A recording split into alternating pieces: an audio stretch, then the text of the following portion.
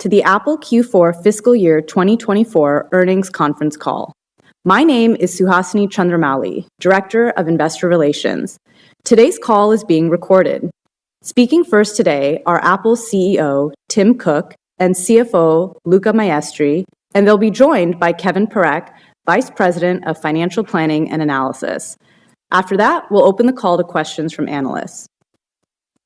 Please note that some of the information you'll hear during our discussion today will consist of forward-looking statements, including, without limitation, those regarding revenue, gross margin, operating expenses, other income and expense, taxes, capital allocation, and future business outlook, including the potential impact of macroeconomic conditions on the company's business and results of operations.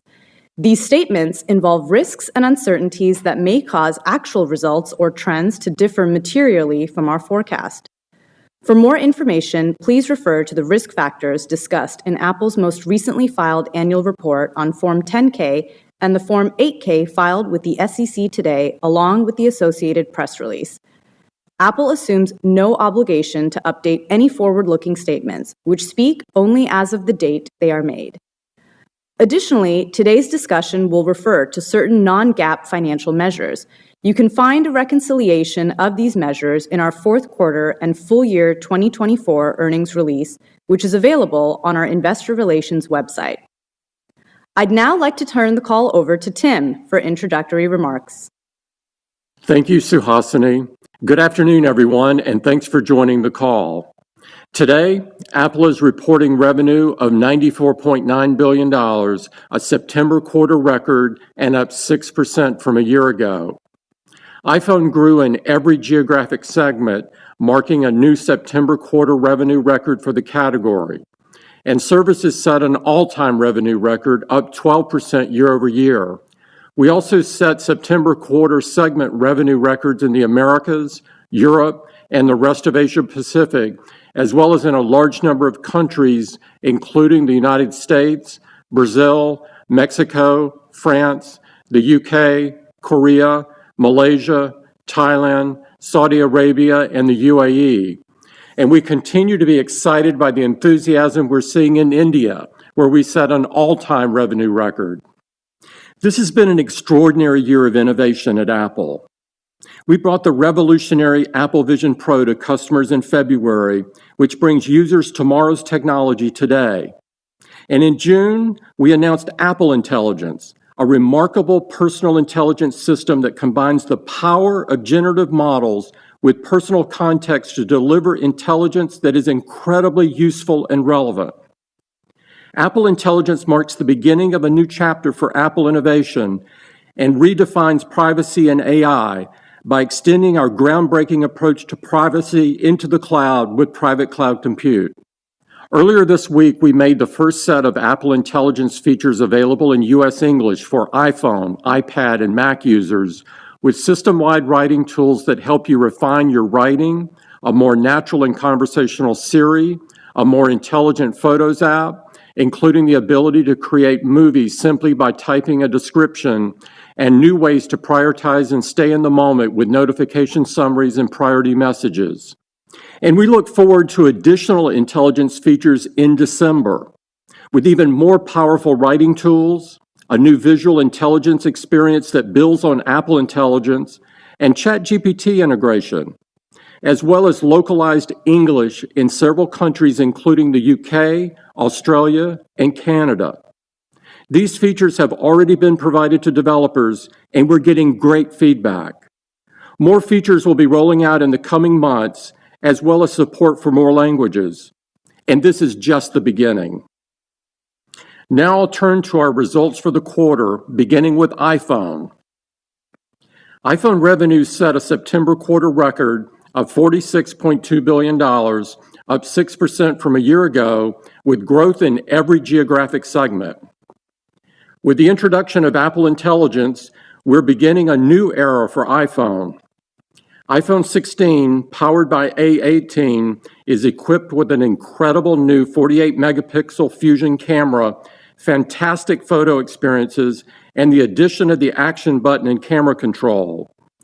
And iPhone 16 Pro is the most advanced iPhone we've ever made, powered by A18 Pro and featuring even larger displays, an industry-leading Pro camera system with camera control, and studio-quality mics, all with a huge leap in battery life.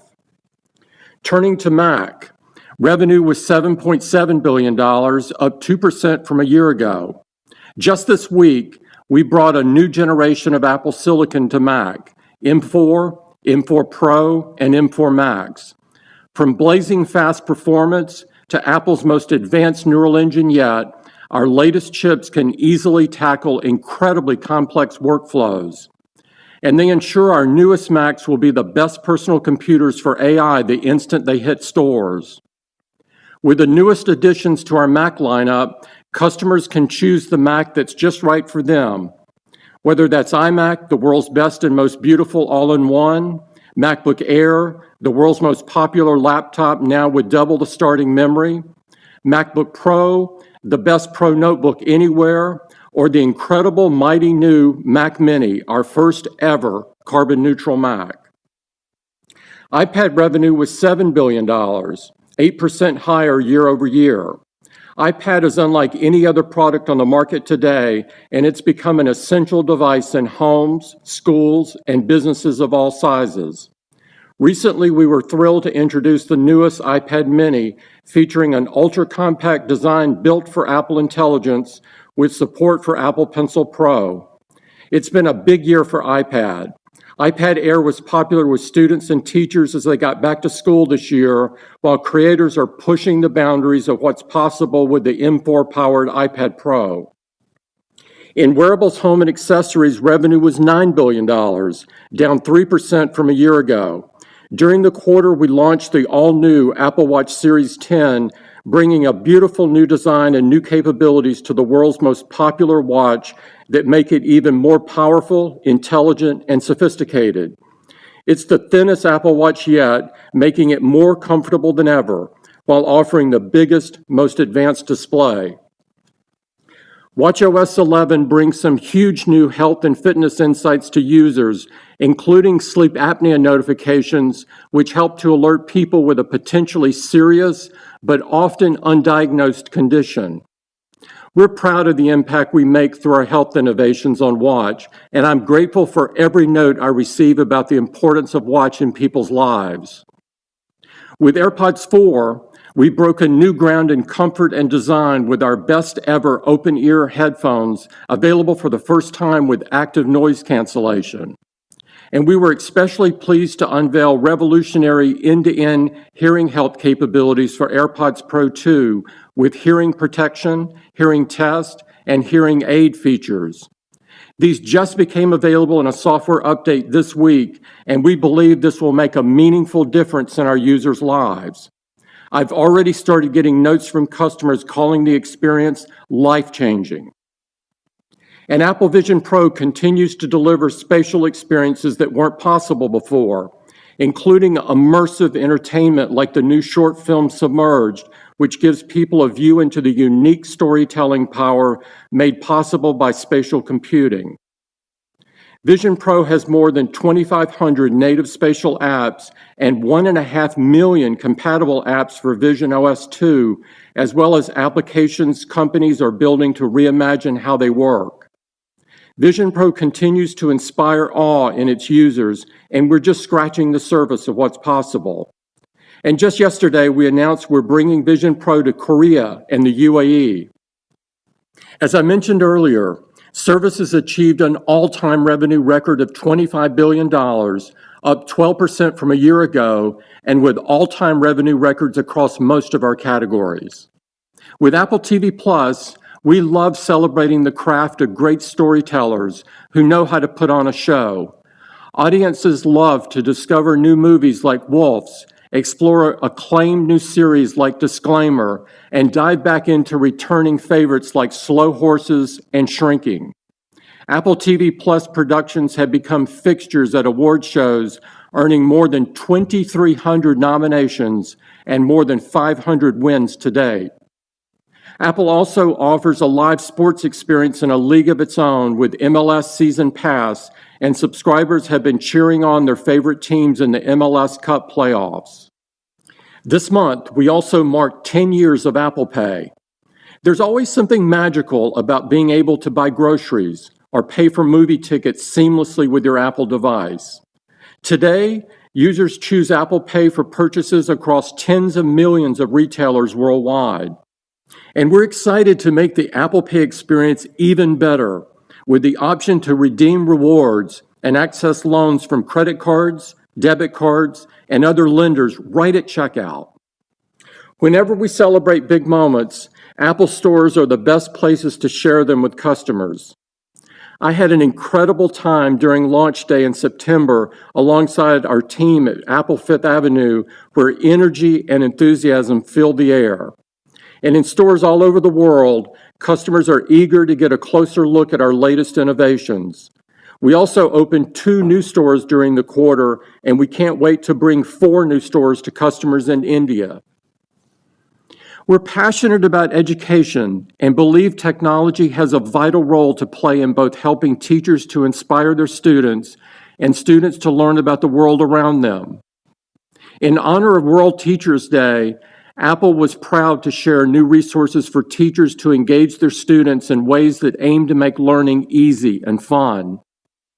Additionally, we've expanded our education grant program into 100 new schools and communities, helping with everything from access to technology, to educator resources, to scholarships and financial support. As we near the end of the year, we're proud of the progress we've made in our efforts to be carbon neutral across our entire footprint by the end of the decade. As I mentioned earlier, we were thrilled to introduce our first ever carbon neutral Mac with the latest Mac Mini. And in another milestone, customers can choose a carbon neutral option of any Apple Watch. These achievements are amazing for all of us at Apple, and we are determined to reach our 2030 goal. At Apple, across everything we do, we manage for the long term because we're always thinking about what comes next, the next great challenge, the next innovative idea, the next big breakthrough. As we close out the year, we have the best lineup we've ever had going into the holiday season, including Apple Intelligence, which marks the start of a new chapter for our products. This is just the beginning of what we believe generative AI can do, and I couldn't be more excited for what's to come. Before I hand it over to Luca, with Luca transitioning to a new role with Apple, this will be the final time he's joining our call. So I just wanted to take a moment to recognize his extraordinary service as Apple's CFO and to thank him for his partnership. I am deeply grateful. In his 10 years in the role, Luca has done truly exceptional work in shaping Apple as we know it today. He has helped manage Apple for the long term, thoughtfully and deliberately.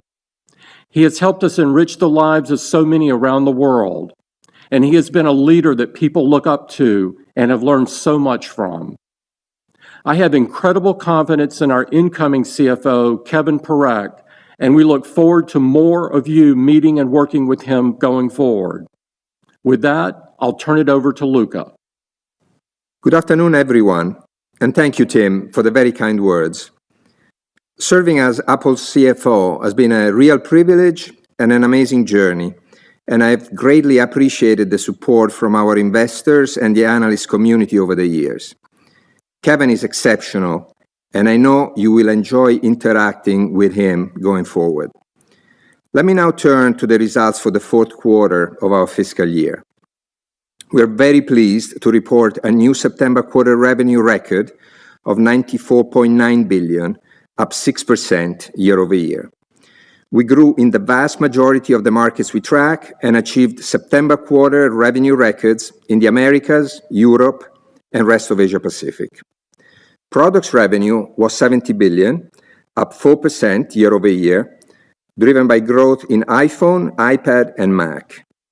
Our installed base of active devices reached an all-time high across all products and geographic segments, thanks to very high levels of customer satisfaction and loyalty, and a large number of customers who are new to our products. Services revenue reached an all-time record of $25 billion, up 12% year over year.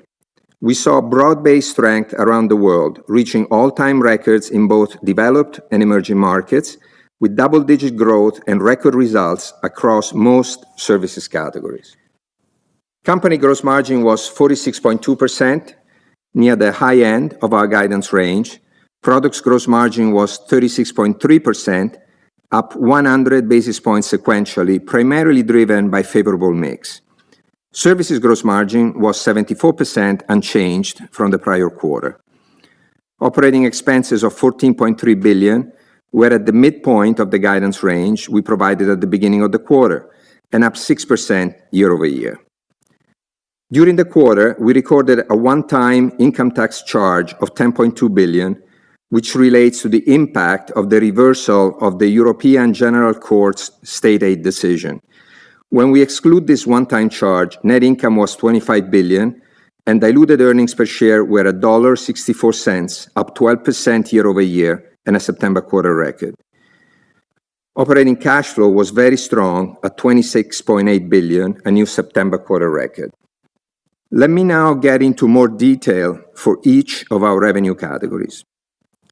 iPhone revenue was $46.2 billion, up 6% year-over-year, and a September quarter record in total and across several markets, including the US, the Middle East, Korea, and South Asia.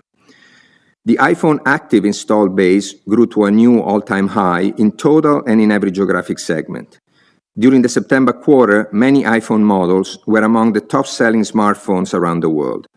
In fact, according to a survey from Kantar, iPhone was the top-selling model in the US, urban China, the UK, Australia, and Japan.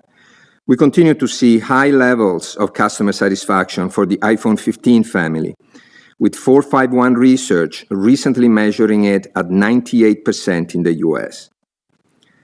Mac revenue was $7.7 billion, up 2% year-over-year, driven by the strength in MacBook Air.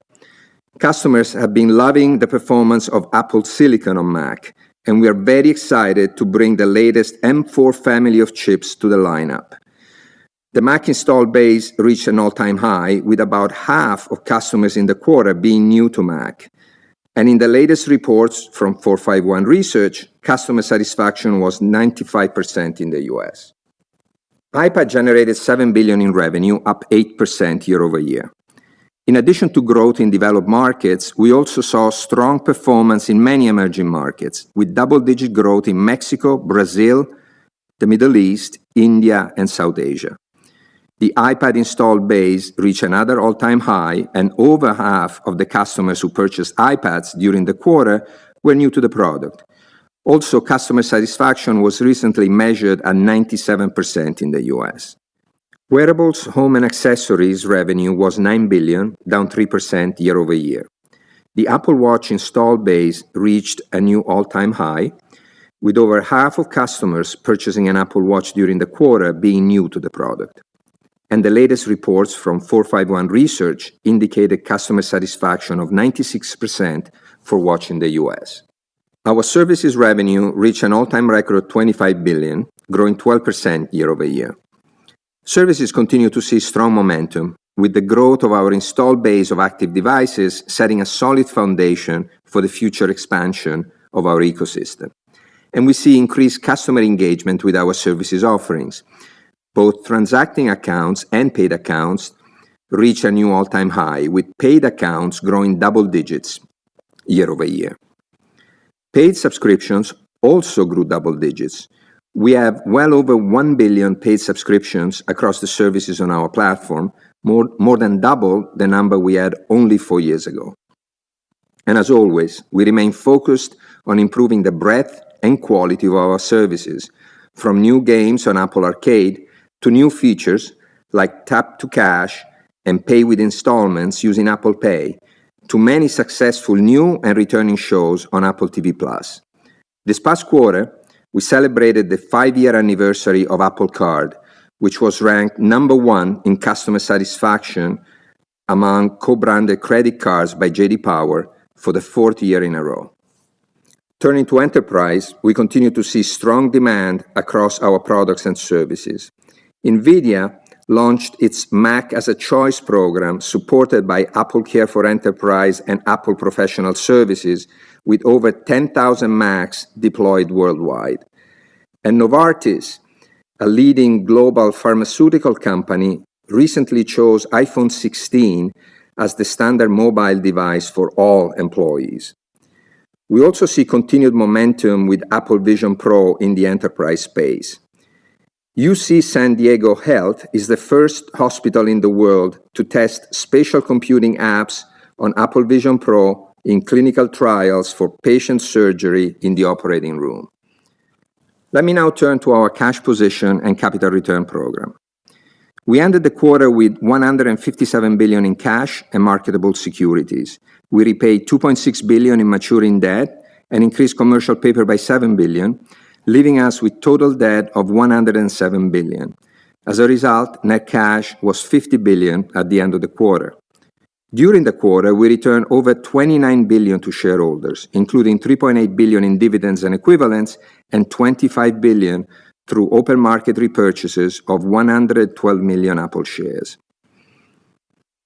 As we move ahead into the December quarter, I'd like to review our outlook, which includes the types of forward-looking information that Suhasini referred to at the beginning of the call. The color we're providing today assumes that the macroeconomic outlook doesn't worsen from what we are projecting today for the current quarter. We expect our December quarter total company revenue to grow low to mid-single digits year over year. We expect services revenue to grow double digits at a rate similar to what we reported in the fiscal year 2024. We expect gross margin to be between 46 and 47%. We expect OPEX to be between $15.3 and $15.5 billion. We expect OI&E to be around negative $250 million, excluding any potential impact from the mark-to-market of minority investments, and our tax rate to be around 16%. Finally, today our board of directors has declared a cash dividend of 25 cents per share of common stock payable on November 14, 2024, to shareholders of record as of November 11, 2024. With that, let us open the call to questions. Thank you, Luca. We ask that you limit yourself to 2 questions. Operator, may we have the first question, please? Certainly. We will go ahead and take our first question from Michael Ng with Goldman Sachs. Please go ahead. Hey, good afternoon. I just have 2. The first one is for Tim on Apple Intelligence. I was wondering if you could just expand a little bit on some of the early feedback to Apple Intelligence, both for iOS 18.1, but also the developer beta so far, and whether you would attribute Apple Intelligence to any of the strong iPhone performance that we've seen to date. Thanks. Thanks, Michael. As I noted in my comments, just this week on Monday, we made the first set of Apple Intelligence features available in U.S. English for iPhone, iPad, and Mac.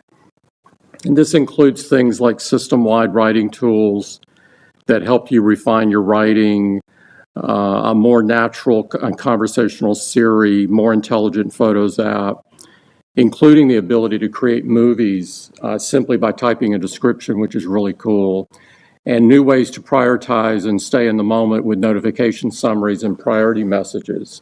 There's also email summaries and email priority. We're getting a lot of positive feedback from developers and customers.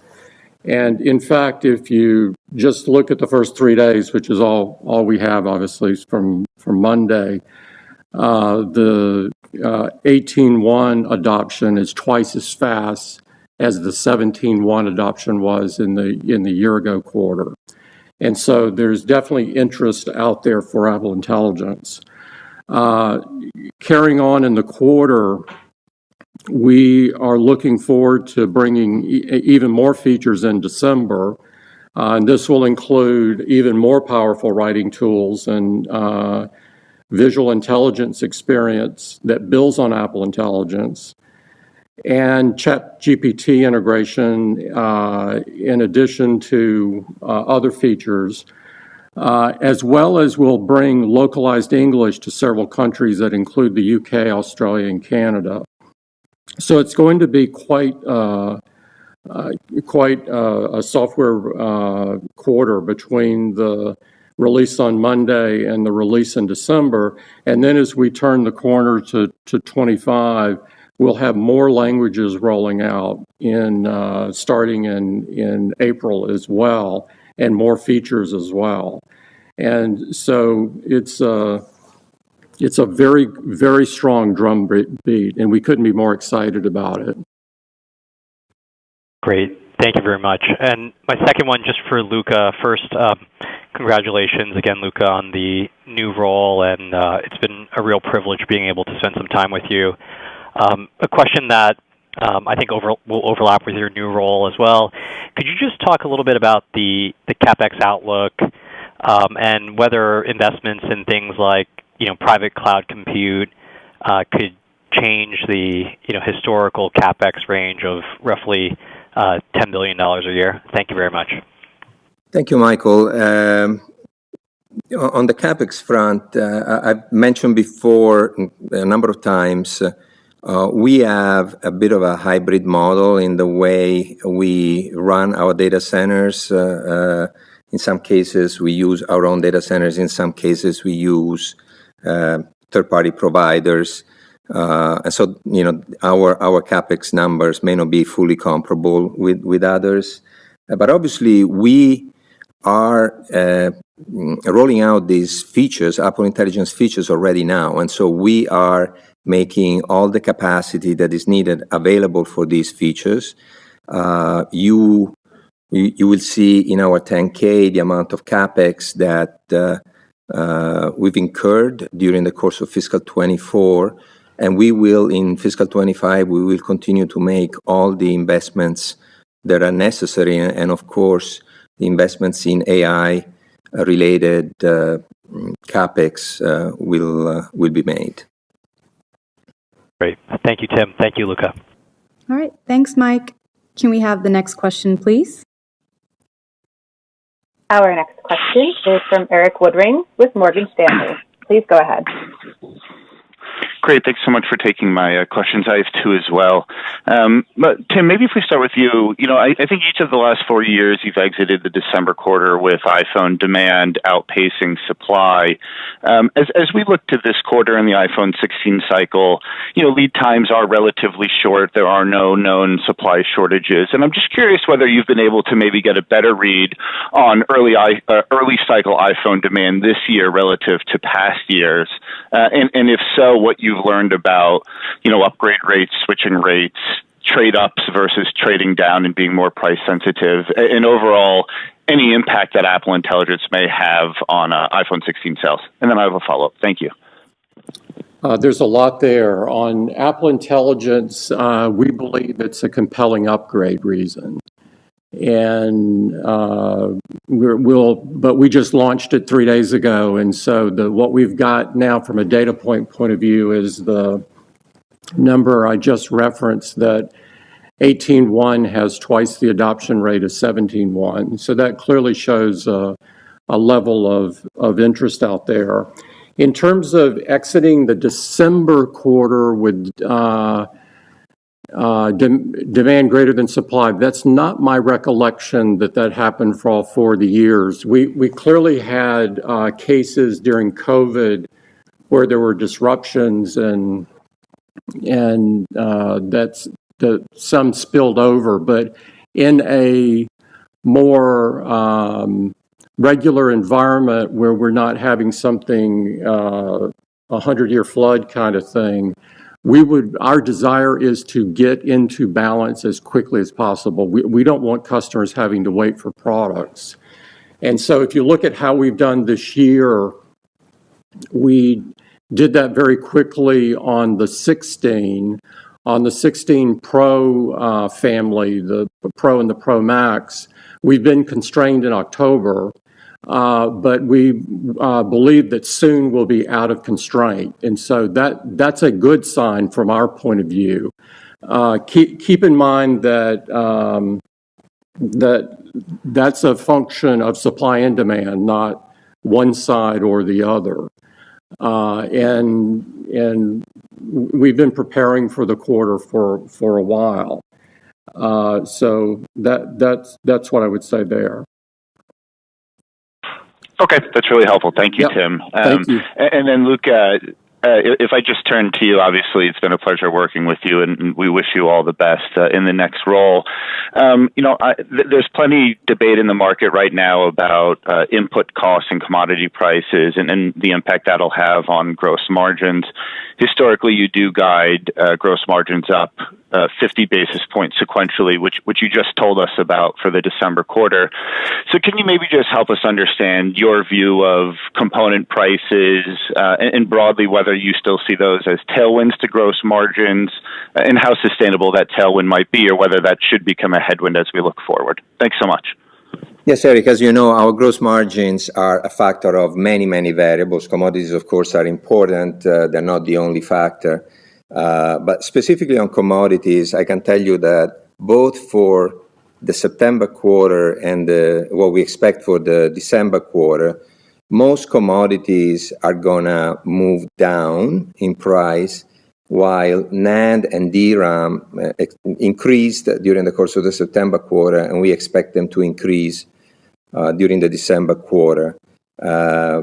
We are very pleased with the level of gross margins that we've reported during the course of the year, the entire fiscal year of 24. They're really, for our company, record levels of gross margin, and obviously guiding to 46 to 47% for the December quarter, with all the new technologies that we've included in the products, with all the new features that Tim has talked about, a lot of new products across the board. I think it's a very good sign. Great. Thanks so much, Luca. Thank you, Eric. Thank you very much. Can we have the next question, please?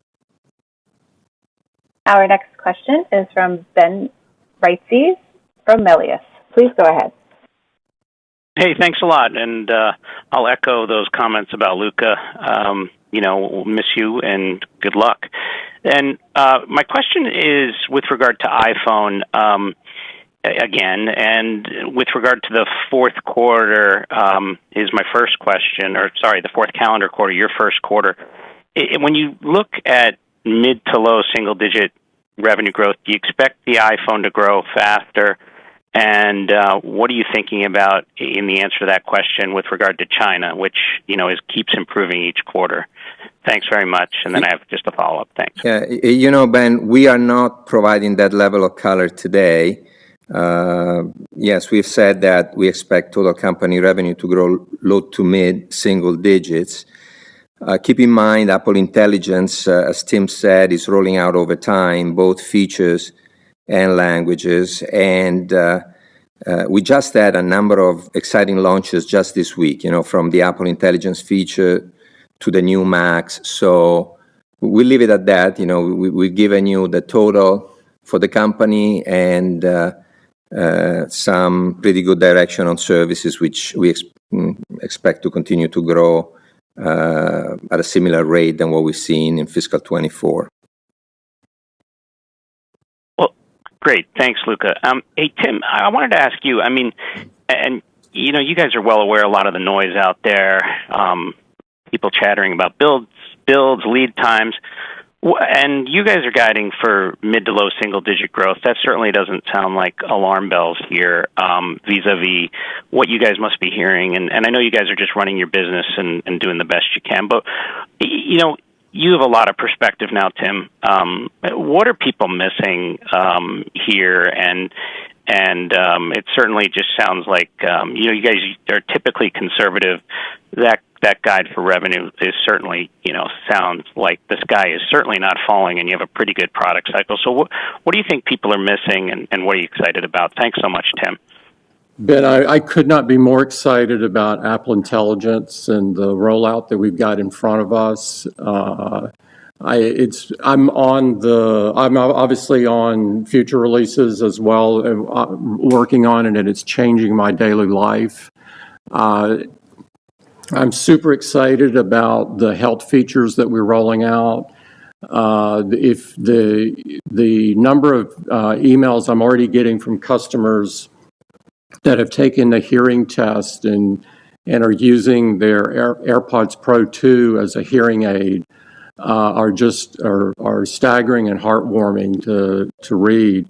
I'm also thrilled about sleep apnea and the notification there that we'll have through the watch.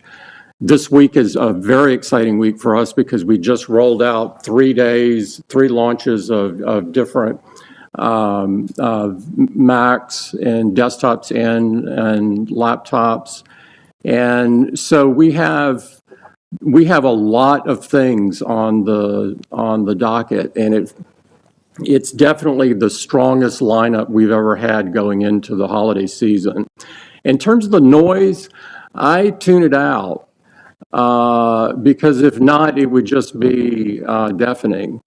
And so that's what I do. I can't speak for everybody else, but that's what I do. Thanks a lot, Tim. Appreciate it. Thanks, Ben. Thank you, Ben. Can we have the next question, please? Our next question is from Amit Daryanani with Evercore. Please go ahead. Yep. Good afternoon. Thanks for taking my questions. I have two as well. And I guess, Luca, best of luck in the future. It's been a pleasure working with you. I guess the first one I have is away from iPhones. On the services side, you're at a $100 billion run rate with services today, which is a phenomenal achievement by itself. As you look at the services portfolio today, can you just talk about how much of this business do you think is reoccurring versus transactional? And are the growth rates different between the subscription portfolio over here versus the transactional portfolio? Yes, Amit, I'll take this one. Yes, we are, first of all, very, very happy with, it's an important milestone, of course. We've got to a run rate of 100 billion. You look back just a few years ago, and the growth has been phenomenal. We're very pleased. We've got a very diversified portfolio of services, and over the years, the amount that is recurring in nature has grown, and it's growing faster than the transactional piece. We have well over 1 billion paid subscriptions on our platform right now between our own services and third-party services. That continues to grow strong double digits. So we feel very, very good. And essentially to your question, yes, the recurring portion is growing faster than the transactional one. Got it. If I could just follow up, if I look at the growth rates across the different geographies, there's always concern around China when it comes to iPhone demand, I feel, but the performance in September looks fairly good. So what if you just touch on, what are you seeing from a demand perspective in China if the recent stimulus plans in China could essentially be a catalyst for iPhones? And then EMEA really stood out with double-digit growth. Maybe you can just flush that out as well for us. Thank you. Yeah, I'll take the China question. If you look at how we did for the quarter, we were relatively flat year over year. And a key component of that improvement relative to the year-over-year performance that we had been achieving is that there was a sequential improvement in foreign exchange. And so that helped us out. As you know, it's been a headwind that we've been reporting for a period of time.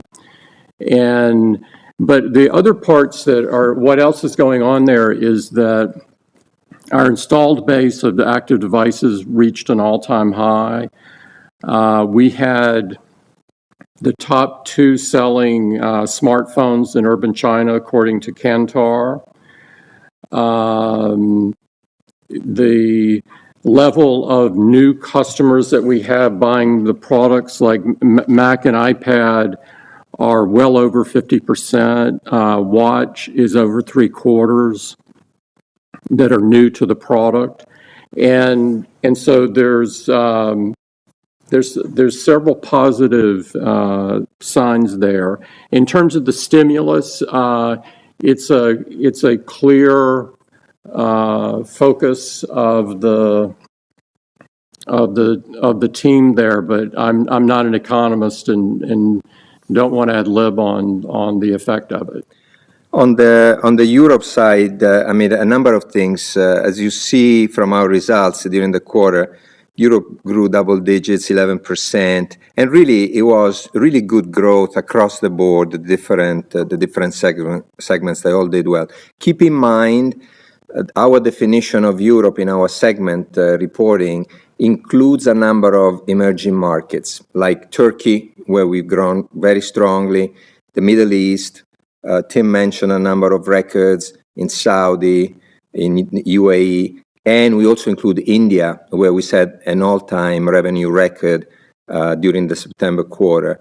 But I have to say, also Western Europe grew nicely, so we've seen very, very good results for us in the entire segment. Great. Thank you very much.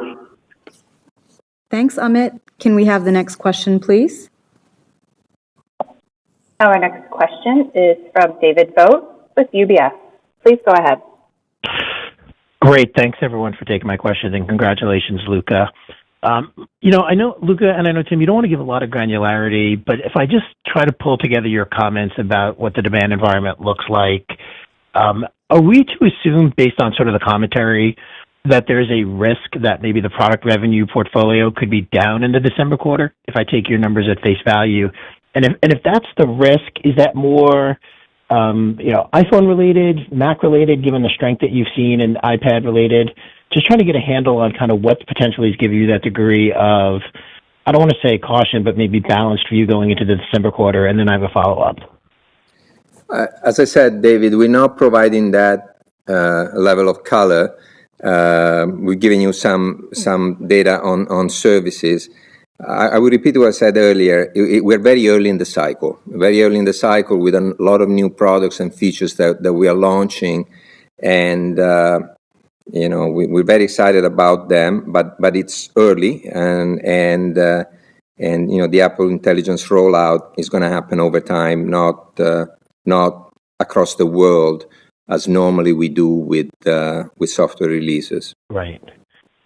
Okay, so maybe a follow-up for Tim. When you think about, to Luca's point about the rollout being, staged over the next several quarters across the world, do you think that has any impact on sort of the normal historical demand cadence across different regions? So should we see something different, let's say, in the December quarter, the March quarter, or the June quarter, et cetera, relative to history, given the timing of the rollout and where customers are probably waiting for the devices to be enabled to have the operating system? We'd just love to kind of get your perspective on how we think about, the demand cadence, how it might be different than maybe historically.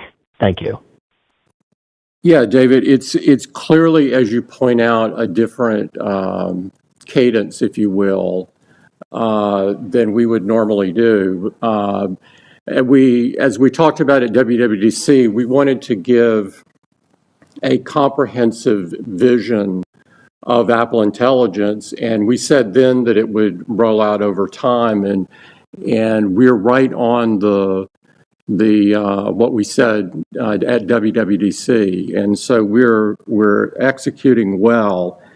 In terms of the demand curve, I would just say that what we believe here is that it's a compelling reason for upgrading.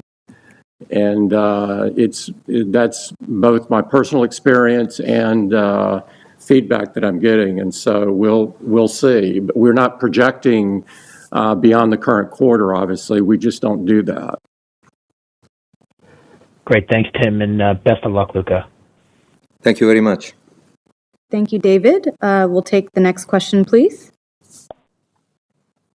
Our next question is from Wamsi Mohan with Bank of America. Please go ahead. Yes, thank you so much, Luca. We will miss you on these calls.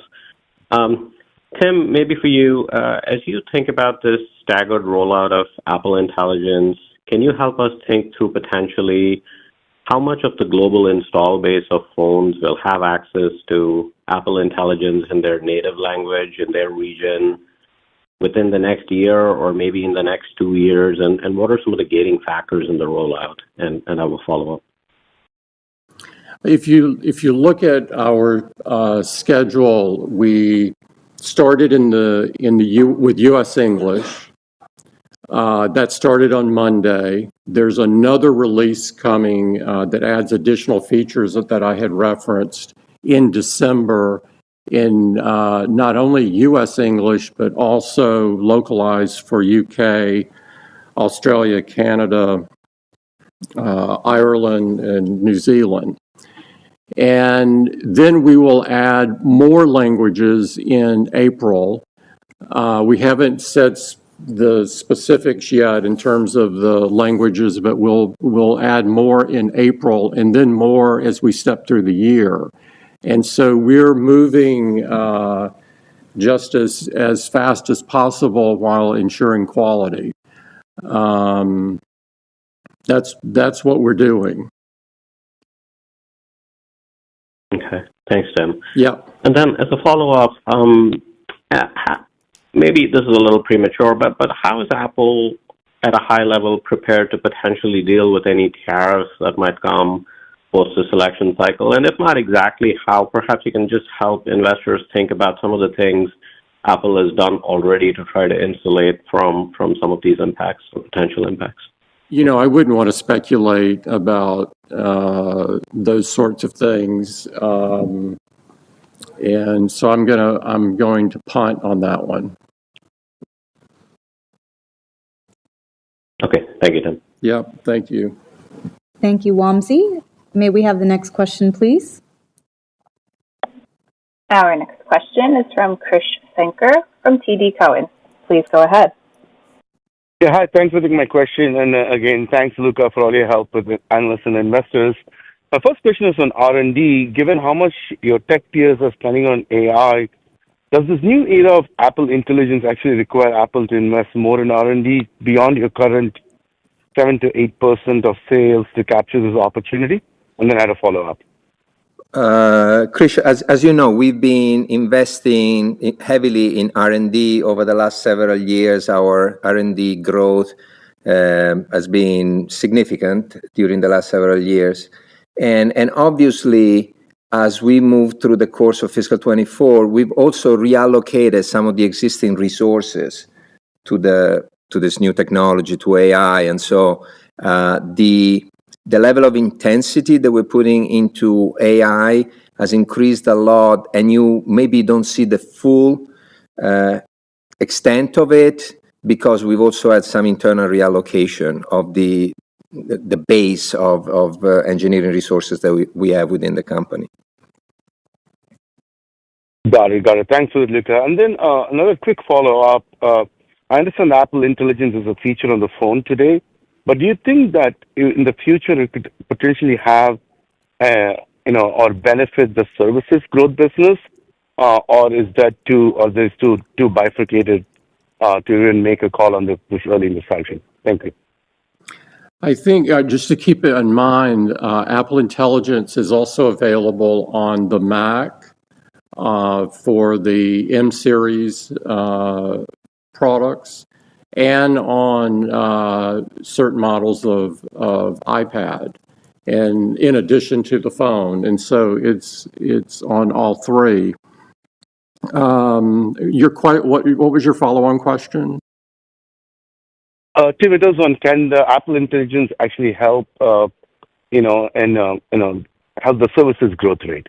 Oh, keep in mind that we have released a lot of APIs, and developers will be taking advantage of those APIs. That release has occurred as well, and of course more are coming. And so I definitely believe that a lot of developers will be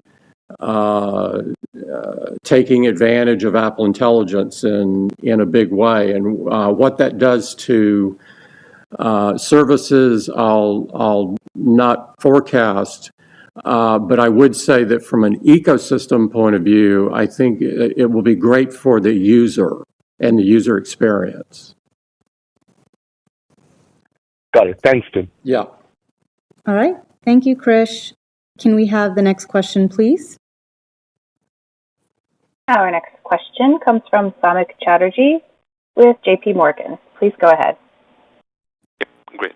Thank you. Thanks for taking my questions. And Luca, congrats on the new role and a pleasure working with you these years. I guess if I can, for my first one, start with mix on the iPhone side. And what I'm really curious about, if you have any thoughts, given that Apple Intelligence is now going to be a consistent feature set across all the four sort of iPhones on the iPhone 16 series that you launched and going back to iPhone 15 Pro and Pro Max. Are you seeing any change in behavior from a consumer perspective in terms of which sort of on the mix front within the iPhone series where consumer adoption is, given that there's more consistency of the features when it comes to Apple Intelligence across the board? And I have a follow-up. Thank you. It's tough to answer your question because we've been constrained in October on the Pro and the Pro Max. And so it's really too early in the curve to call the precise mix on the consumer versus the Pro. So we'll see. Okay. And for my follow-up, Tim, during the quarter, I think over the last 90 days, we had the quotes come out in relation to the DOJ relative to the Google sort of revenue sharing agreement that you have with them. How do you sort of look at it going forward in terms of emphasizing the role that Apple has in that ecosystem with Safari and sort of the potential outcomes that you're looking at? Thank you.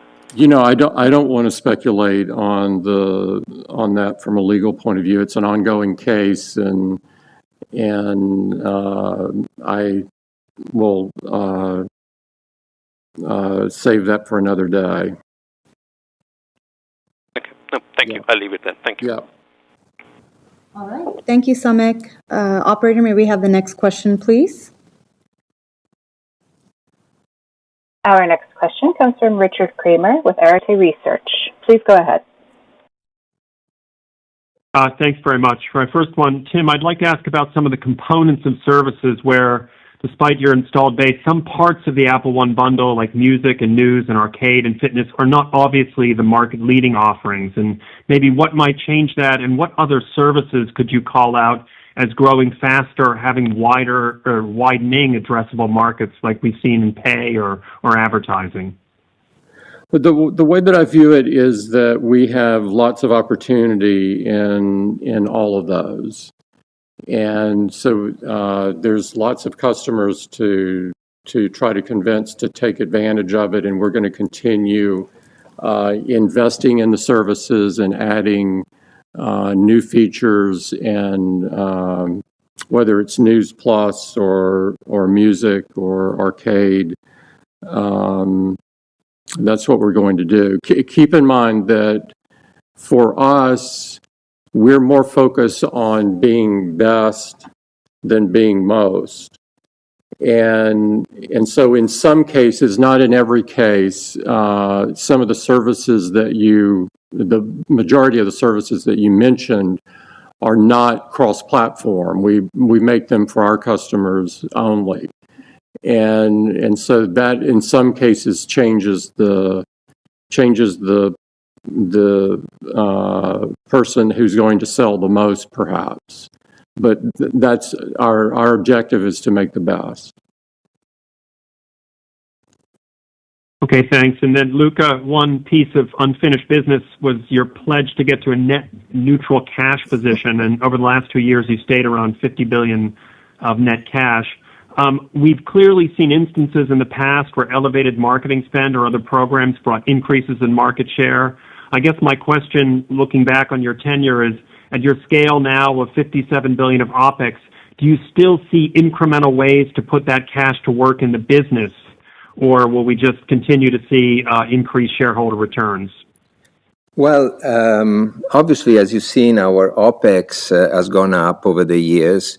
We've also seen at the same time a significant expansion in gross margin, maybe to a level that I would have not expected a few years ago.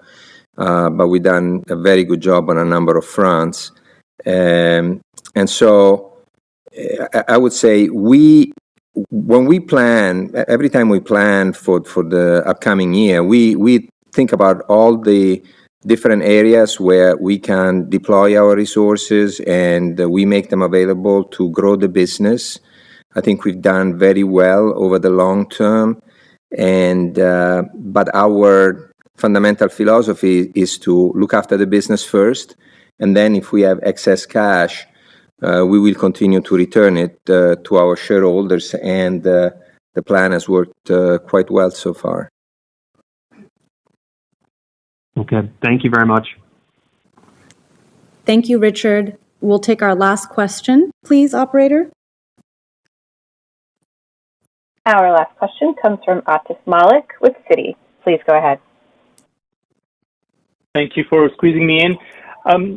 It seems to us that the spec differentiation between iPhone 16 Pro and base models isn't as big as prior years. All iPhones have new A18, A18 Pro chips, and there wasn't an increase in ASPs versus last year.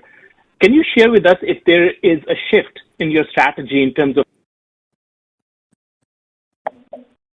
Unfortunately, Mr. Malik's line has dropped. All right. Sorry, Atif. We'll connect offline. Thank you, everybody. A replay of today's call will be available for 2 weeks on Apple Podcasts as a webcast on apple.com/investor and via telephone. The number for the telephone replay is 866-583-1035. Please enter confirmation code 0331536, followed by the pound sign. These replays will be available by approximately 5 p.m. Pacific today. Members of the press with additional questions can contact Josh Rosenstock at 408-862-1142, and financial analysts can contact me, Suhasini Chandramouli, with additional questions at 408-974-3123. Thank you again for joining us. Once again, this does conclude today's conference. We do appreciate your participation.